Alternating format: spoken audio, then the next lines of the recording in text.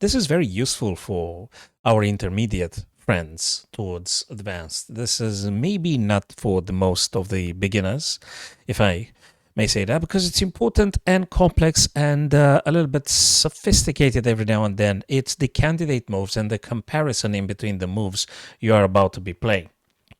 So I think level intermediate to advanced, perhaps this one, my chess friends. So, for instance, in this position here, you must take the white rook because the white rook checks your king, right? So you got to take back. Now, you've got, let's say, two candidate moves here, two moves.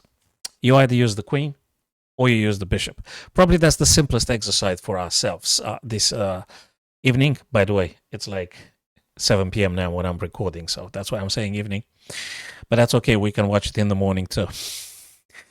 So evergreen, that is. So we either take with the bishop or we take with the queen.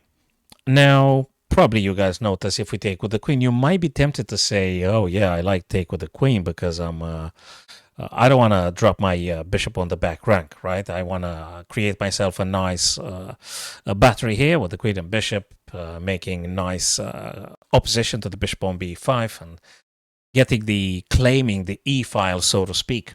But actually, it's a bad one because the knight's going to take on d5, attacking this guy, attacking f6, attacking, most importantly, c7. So if you sit down and look at it and don't rush it, I hope you're not going to play very often bullet, you're going to recognize that actually bishop must take.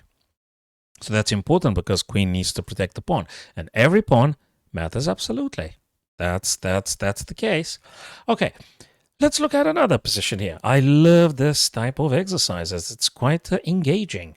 Now, what are the options here for white? Because you already notice there is some attacking power on the h2. You can't trifle with that. Now, let's see what options have we gotten. We might consider h3, g3, f4. We have to stop that queen. Now, I think we can discard h3 here, because that doesn't send any knight away. Actually, the black queen is going to go to h2, checking you. You're going to run away. They'll be checking you again. You're going to run away. They're going to be taken here. It's just incredibly unpleasant and enormous pressure on f2. So we can just discard. We take it by elimination, look at the candidate moves, and discard whatever you think it's not reasonable enough. g3, may or may not. The problem with this one is just it weakens the light squares around the king. So long term, you may not be incredibly happy about giving up on those particular squares. Therefore, we have to go to the third variation here, the f4. It does weaken a little bit the king's position, but nevertheless, it's the most successful way to be defending against the queen and the knight attacking on h2. Here, there is no more queen h2. And you have a nice pressure yourself on c5. And you have the rook ready to come to c. And you're going to kick this guy away. And playable. Nice.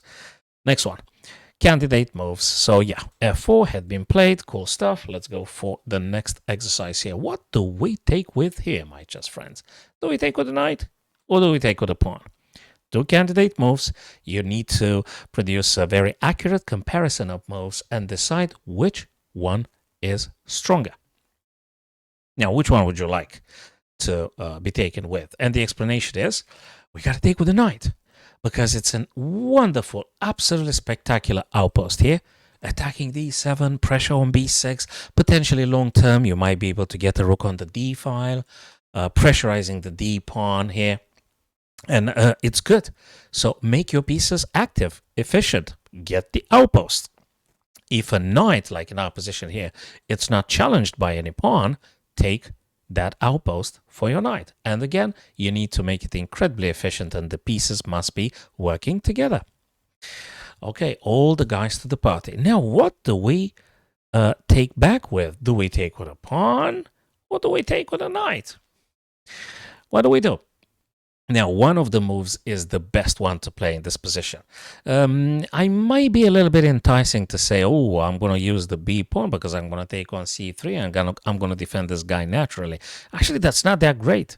It's not that great. c3 will be an eternal liability. This guy very well might be playing on e7. and then going to come on d5, potentially just giving you some ideas. You're going to be taking, they're going to be taking. So I just don't like it very much. Take with the b on c, it's not that strong. Whereas if you take with the knight, if you take here with the knight, that's way better, because if they capture here, you're going to take this guy with tempo. All right, you're going to take this guy here, and you're always having this, and that will be serious trouble for your opponent. It's way more natural to take with the knight, and more efficient in this fashion to play it. Let's look at another exercise here.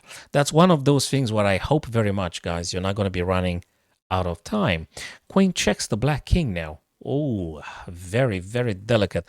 I know that the tendency in this kind of uncomfortable situations is to run away.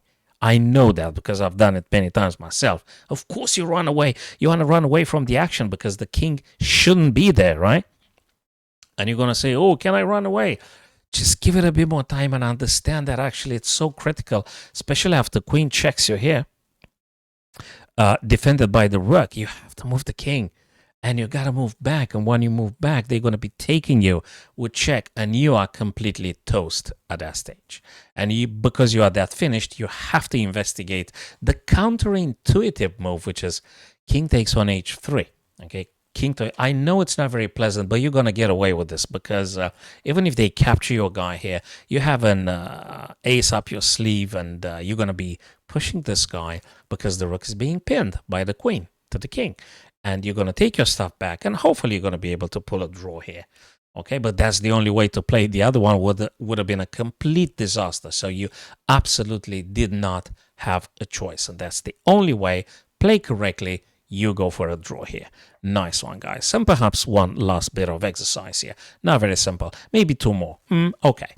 What do we take? Do we take with the bishop, or do we take with the queen? So you have to pause it. Two candidate moves. One is actually not very good at all, and only one is a correct move. Let's just make a quick comparison here. What happens if we take with a bishop? So you got to do this kind of exercise yourself. Well, you have a problem if you do that, because there is the queen a5, okay? And that checks the king. You can't even say you're going to play this because, oh boy, look at this. You're going to be dropping the queen. So this is a serious problem here. And after queen a5, you can't even say, oh yeah, but I'm going to block with the bishop. Yeah, you block with the bishop, and then I'm going to take this guy here. It doesn't look very great. So the only move is just queen takes. And it's going to be a trade, and the game continues normally, nicely. You've got no problem. Equalish situation here. Equalish situation here. Nice and sweet. Maybe one more exercise, of probably the most challenging exercise for this particular chapter, my chess friends. What to do. This is particularly challenging because your king will not be able to stop the black king to grab that guy, right?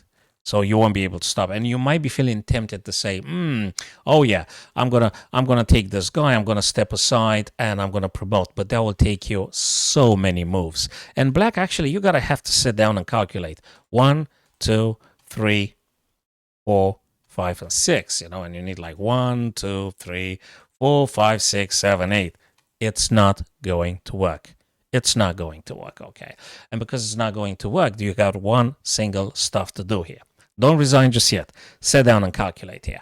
Now, this guy might need to do 1 and 2 and 3, right? And then they need to step aside. Could you perhaps play the white king so that you stop the black king from moving aside and pushing their own pawn? 1, 2, 3, and 4. You might be able to just be on time. Okay, so don't be greedy. Don't think about you might be having a chance, because you won't have any chance. So move this guy to c5. I know it looks crazy, but actually it's the only way to continue. Chasing that black king. You must do this. Mind you, they have to take, and then they have to step aside. So you're just right on time. As soon as they capture your guy, boom. That's it. And it's going to be a very, very nice stalemate here. Don't panic. Don't run away. You have to block the black king from escaping. You mustn't allow them. Okay, now there's nothing for them to do. If they go back, you are going to be repeating, so it will be a perpetual, repetition of the position 3 times, threefold repetition, therefore draw.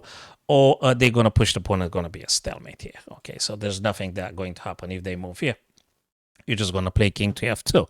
And that's it. Stalemate. They've got nothing else to go. No piece to push. Nowhere for the king to go to. Or they're going to be repeating. Moving to h2, f2, h1, f1. And I know it looks easier said than done, especially when it happens in an over-the-board or online games that you guys playing. I know it's difficult, but we need to make it a habit. Just sit down, and if you don't play a bullet game, I hope you don't do very often bullet game or blitz, go for rapid 15 minutes, 10 seconds increment, maybe even more, so you can properly sit down, analyze, do an accurate comparison of the moves, and then decide in as much knowledge as you could possibly grasp for yourselves. Thanks for watching this short video, guys. Subscribe to this channel, follow me on my live stream, and I'll see you next time, maybe tomorrow evening when I'm coming back for the club. I'm going to put the camera on. I'm going to go on either Twitch or I'm going to go on YouTube, and we're going to do a couple of casual games together, game analysis or puzzle. Take care.